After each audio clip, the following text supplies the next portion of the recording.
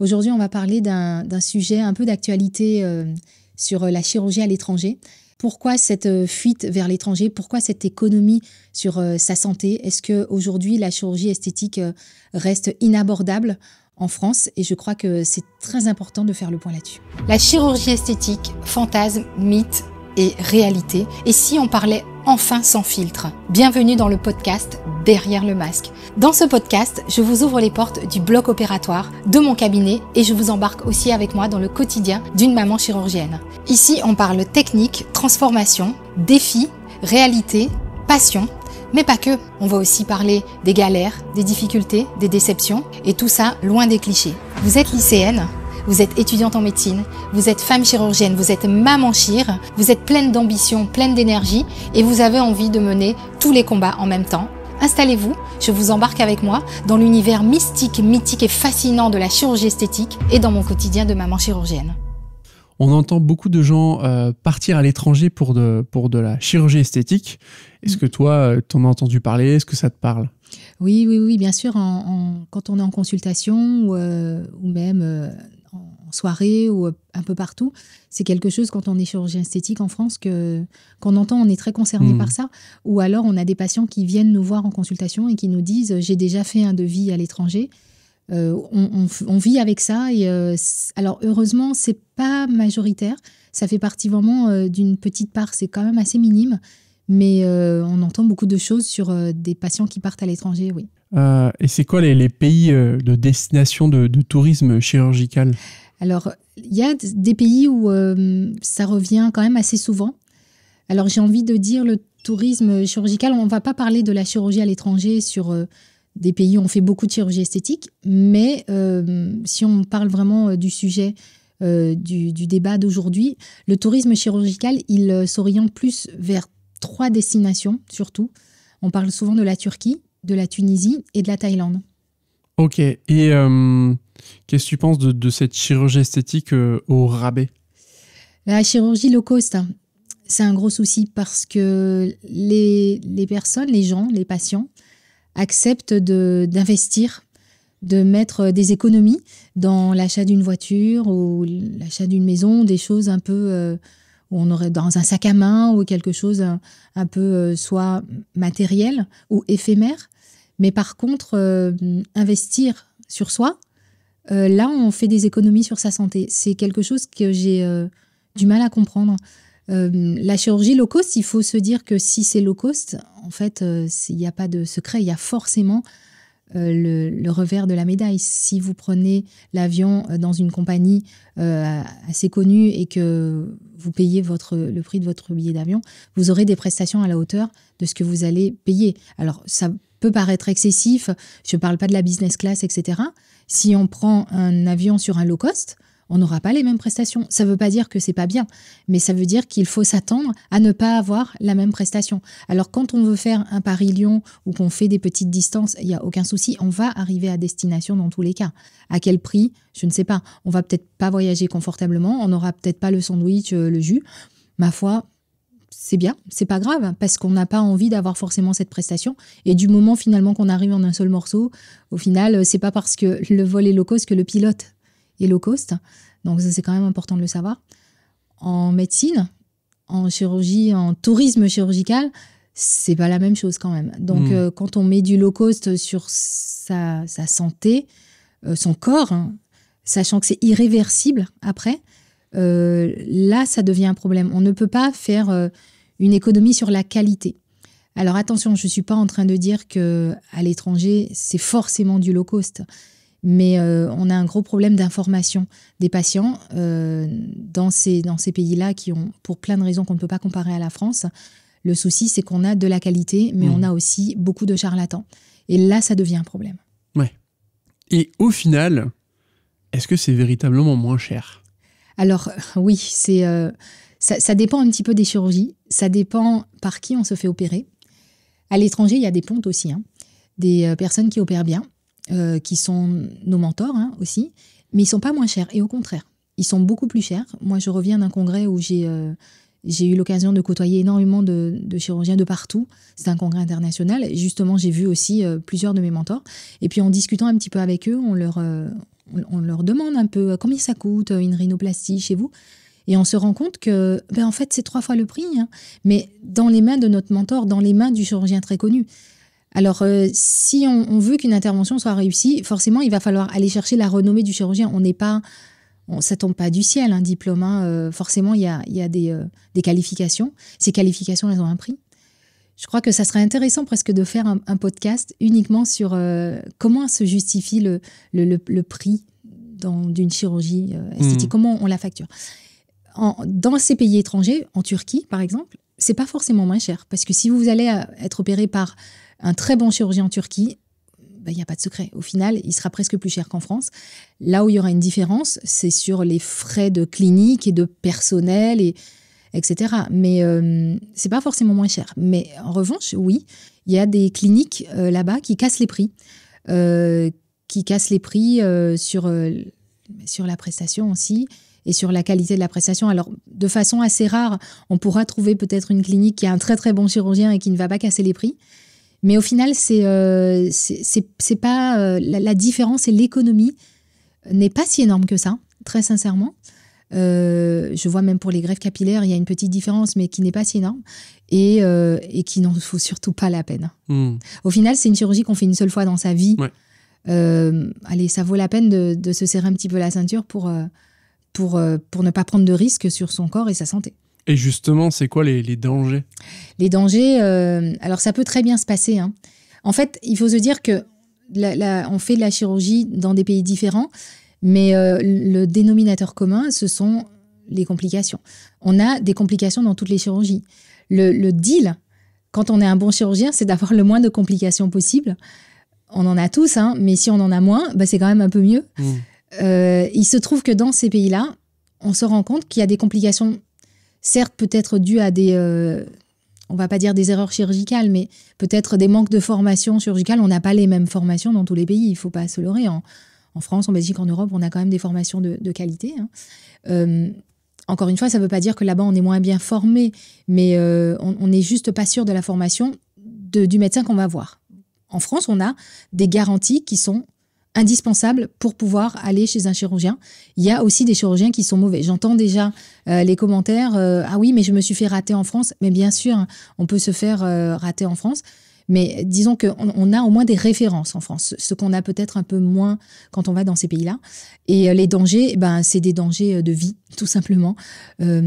Si, par exemple, je prends l'exemple d'une lipoaspiration ou de chirurgie mammaire, le problème, c'est qu'on n'a aucun suivi.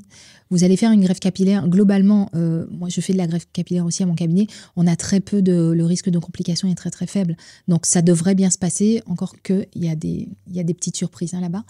Mais si vous mettez des prothèses mammaires, il faut vous dire que 50% de la réussite de l'intervention est faite au bloc opératoire. 50%, c'est le suivi quand même. Alors peut-être pas 50-50, mais enfin quand même. C'est très important de bien suivre ses patients afin de réduire au maximum le risque. Et puis c'est surtout gérer cette complication. Parce que si complication il y a, il faut être capable de la gérer immédiatement, de contacter son chirurgien rapidement, de pouvoir y retourner aussi, parce que ce n'est pas prévu dans le package quand on part là-bas de gérer les complications. Et c'est des dangers de mort aussi. Enfin, ça reste de la médecine. On prend l'avion après. Enfin, non, il faut pas négliger ça. Ouais. Ouais. Et ils ont les mêmes critères que nous ? Alors, à l'étranger, c'est bien et c'est pas bien. Ils ont forcément des critères différents parce qu'on est sur des cultures différentes. Ça a de positif dans le sens où, par exemple, en Corée, en Chine, ils ont le culte de la peau parfaite, donc de la glow, de la peau qui brille, de la peau bien hydratée. Ça veut dire qu'une femme dans ces pays-là a beaucoup plus de chances de rencontrer son mari ou d'avoir du succès si elle a une peau bien hydratée. C'est quelque chose qui est très important, qui devrait être important accessoirement en France aussi et que finalement on néglige. Donc, on a beaucoup de leçons à apprendre des pays asiatiques qui sont à la pointe des techniques. Je pense aussi à l'Israël, je pense aux États-Unis, au Canada. Je crois que vraiment que fondamentalement, c'est une question de culture.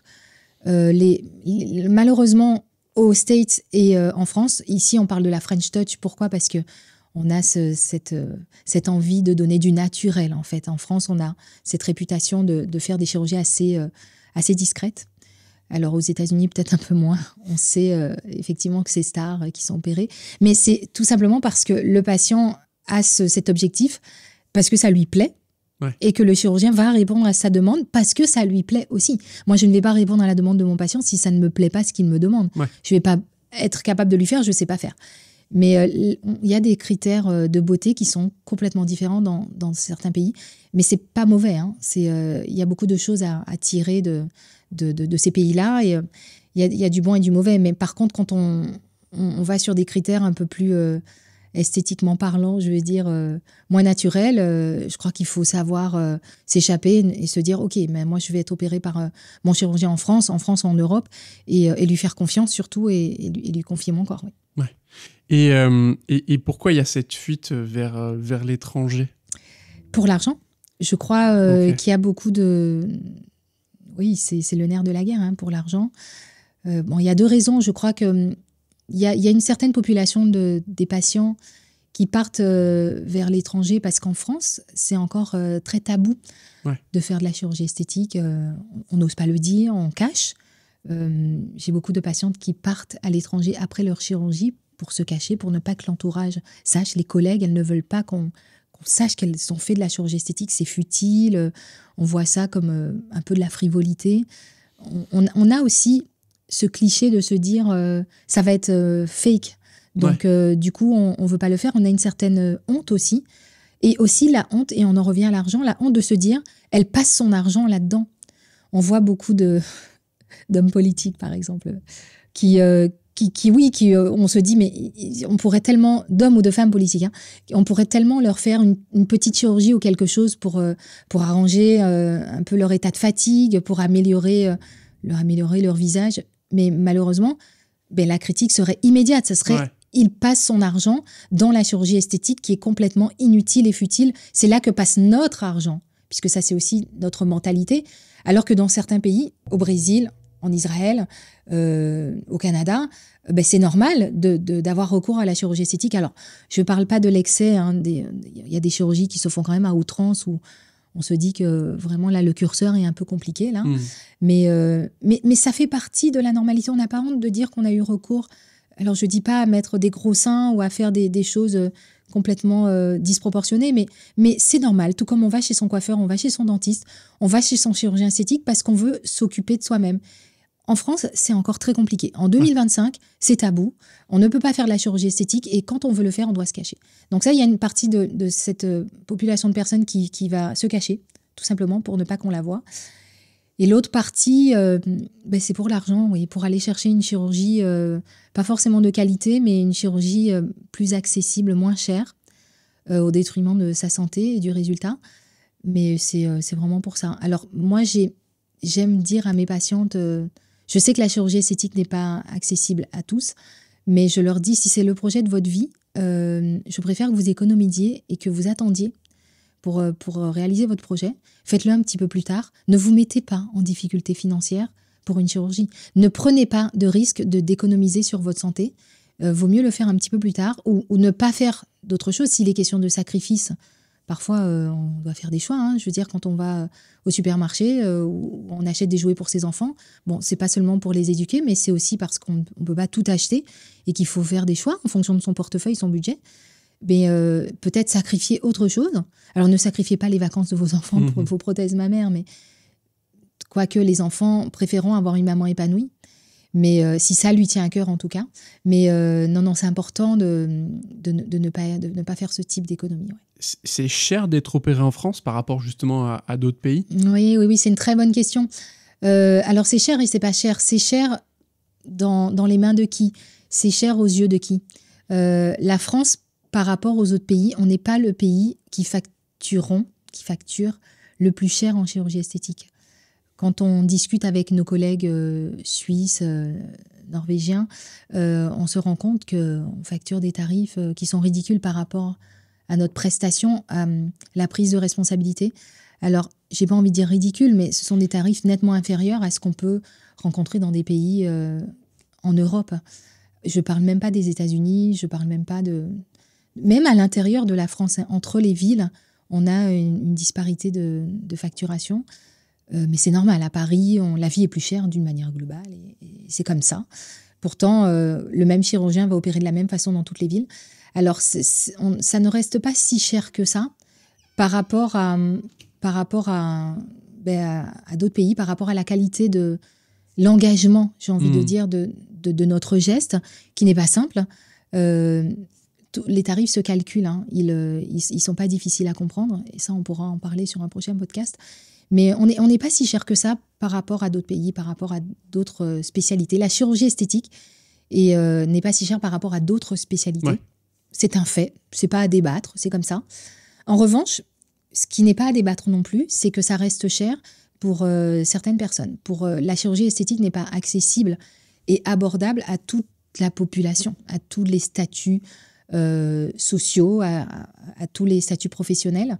Ça reste quand même réservé à une certaine partie des professions, des statuts socio-économiques, encore que ça ne dépend pas de la profession. On peut faire un métier où on gagne moins et vouloir investir une partie de ses économies ou de son budget dans la chirurgie esthétique si on estime qu'on veut être mieux. Donc ça reste un budget quand même qui peut être important pour quelqu'un qui gagne moins sa vie, évidemment. Mais au final, par rapport à ce que ça change sur la personne, on se rend compte que c'est pas si cher que ça. Ouais. Alors, je dois préciser aussi que c'est un projet que souvent on fait qu'une fois sur sa vie. Une voiture, on l'achète plusieurs fois. C'est pas si cher par rapport à l'achat, comme je disais, d'un sac à main où, je sais pas, on voit des prix délirants sur des appartements juste parce qu'on a une vue mer. C'est pas si cher que ça par rapport à... Si on compare, on va toujours trouver des moyens de comparer. L'autre chose aussi, c'est qu'il faut quand même savoir, parce que c'est quelque chose qui se sait moins, qu'en chirurgie ou en chirurgie esthétique, il y a beaucoup d'actes qu'on fait qu'on ne facture pas. On fait notre métier par passion, on fait notre métier par vocation, on fait notre métier parce qu'on est médecin avant tout. Et il y a des actes qu'on ne facture pas. Moi, ça m'arrive très souvent d'offrir. Et puis, j'ai envie de dire, heureusement, je me fais plaisir. Et j'ai envie d'offrir des gestes à mes patients. On fait des chirurgies cancérologiques aussi, qu'on ne facture, mais pas du tout à hauteur de la complexité du geste et à hauteur du bien que ça va apporter à la personne, qui ne sont pas remboursés forcément par la sécurité sociale. Si on devait faire que des actes remboursés par la sécurité sociale, on ne gagnerait pas notre vie. Hein. Ouais. Mais il y a encore des actes, il y a une certaine partie de nos actes et de nos chirurgies et de notre planning opératoire qu'on réserve à des actes qui ne seront pas ou peu rémunérés parce que ça fait partie de notre métier. Donc, il y a des chirurgiens qui ne le font pas. Bon, c'est leur choix, hein, il n'y a aucun souci là-dessus. Mais on a une partie de nos actes, oui, qu'on ne facture pas. Donc, finalement, ça contrebalance et ça compense un petit peu le prix qu'on peut imaginer qui est cher pour un geste. Mais ça change tellement la vie des gens que finalement, j'ai envie de dire, ça n'a pas de prix. Bon, ça appauvrit quand même un petit peu le portefeuille, certes, mais non, ça n'a pas de prix, non. Et on a entendu aussi parler d'une histoire de personnes qui sont décédées justement après une greffe de barbe. Oui, malheureusement, il y a eu ce jeune homme qui s'est donné la mort suite à une greffe. Bon, c'était une greffe de barbe, mais ça aurait pu être un autre type de chirurgie. Alors, ça ouvre le débat de la qualité de la prestation dans des pays étrangers. Encore une fois, bon, ça ne veut pas dire qu'il y a que des mauvais chirurgiens dans ces pays-là. Mais attention, ce jeune homme, donc, il s'est donné la mort parce que, esthétiquement parlant, le résultat n'était pas à la hauteur de ses attentes, mais objectivement, le résultat n'était pas là non plus. On ne va pas ouvrir le débat du pourquoi il s'est donné la mort. Il n'aurait pas dû se donner la mort pour si peu. Mais c'est juste pour expliquer que, psychologiquement parlant, il faut être prêt à faire une chirurgie, il faut être entouré, il faut être soutenu. On ne peut pas imaginer la répercussion et les conséquences négatives que ça peut avoir une chirurgie ratée. J'aime pas parler de ce terme de chirurgie ratée, mais il y a des chirurgies qui ne sont pas bien réalisées. C'est un fait.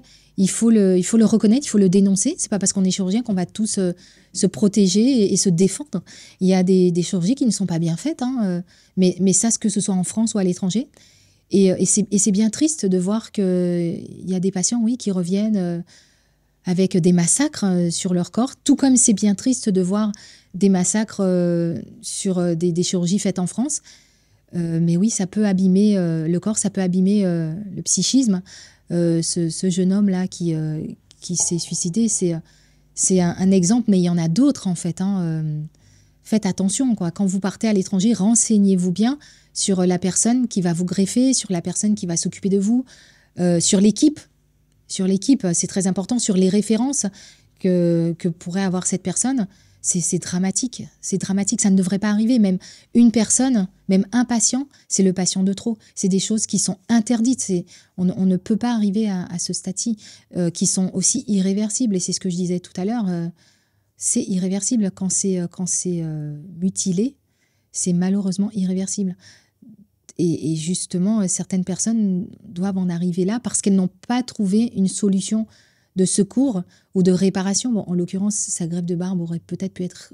C'était réparable, mais ces personnes ne retrouvent pas les ressources en elles pour faire appel à l'aide. Et souvent, cette honte aussi d'avoir été à l'étranger et de se dire, malheureusement, je vais être jugée parce que j'ai été à l'étranger, maintenant, j'ai plus qu'à assumer.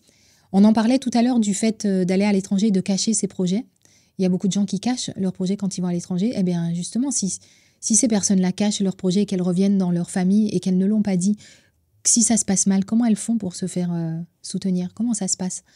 Et là, on rentre dans une espèce d'isolement qui n'est pas bénéfique et qui peut aller vers la spirale de la mort, oui. Ouais, c'est embêtant. Et justement, quand il y a des personnes qui sont parties à l'étranger et qui ont eu des complications, des soucis, est-ce qu'après, ils viennent te voir toi, par exemple? Oui, malheureusement, c'est ces patients qui ont besoin de suivi. Et bien sûr, ils atterrissent à notre consultation. Donc, évidemment, on en voit plein qui n'atterrissent pas. Le problème fondamental, c'est vraiment le manque de suivi. Non pas forcément que la personne là-bas n'a pas voulu les suivre, mais uniquement et tout simplement pour des raisons physiques et kilométriques. Donc oui, quand il y a un souci, c'est des patients qu'on voit atterrir à nos cabinets de consultation et malheureusement, on ne peut pas toujours faire quelque chose pour eux. Alors certains chirurgiens refusent de les prendre en charge. Ça pourrait s'entendre, ça se débat. C'est pas toujours possible de les prendre en charge quand la première chirurgie n'a pas été réalisée par nous-mêmes. Et puis, on a envie aussi de les éduquer, ces patients, en leur disant non, retournez voir votre chirurgien, prenez vos responsabilités et puis mettez votre chirurgien qui vous a opéré à l'étranger face à ses responsabilités. Il faut qu'il sache qu'il y a des soucis et peut-être que votre chirurgien n'est tout simplement pas au courant. Mais alors, c'est très compliqué quand on les voit arriver à nos consultes, ces patients-là. C'est vrai qu'il y a une certaine forme pas de rejet, mais de méfiance. Non, c'est vrai, on n'a pas envie de les réopérer. On n'a pas envie de s'occuper d'eux. Et pour les raisons là que j'ai évoquées, parce qu'on a envie qu'ils soient éduqués. Mais dans tous les cas, la plupart du temps, on le fait quand même. Parce qu'on ne peut pas laisser un patient en danger. On ne peut pas laisser un patient qui a une infection, qui a un sein qui coule. Alors qu'initialement, on n'est pas forcément au courant de la chirurgie qui a été réalisée. Donc attention, ce n'est pas toujours faisable. Mais on en voit arriver beaucoup à nos consultations. Est-ce que ça pose problème financièrement? Oui, ça pose problème parce que le patient qui a payé low cost à la première intervention, il va devoir être facturé à la façon française. Et donc, c'est un patient qu'on ne va pas réopérer gratuitement. Alors, non seulement ça ne serait pas lui rendre service pour ses copains, pour ses amis, pour des gens qui voudraient faire la même chose, mais c'est un patient qui va devoir être opéré dans les conditions des cliniques françaises et au tarif français. Et au final, il n'aura pas beaucoup gagné sur l'addition. Donc, ça va lui coûter plus cher et bien sûr des conséquences physiques et psychologiques irréversibles. Donc, oui, on en voit beaucoup arriver pour le suivi. On en suit beaucoup, malgré nous. Mais il y en a beaucoup. Ouais. Merci d'avoir écouté ce nouvel épisode du podcast Derrière le masque. Si l'épisode vous a plu, abonnez-vous pour ne rien manquer et partagez-le à celles et ceux qui pourraient être inspirés. Si vous avez envie de prolonger la discussion, retrouvez-moi sur les réseaux sociaux, sur Facebook et sur Instagram, Dr Marival. Pour les avis médicaux, c'est via la préconsultation en ligne www.maconsultationesthétique.com, MCE. Je vous mets le lien en description. Un immense merci à ma partenaire de toujours, Uniskin Biarritz, et à très vite pour une nouvelle plongée au cœur de la chirurgie esthétique.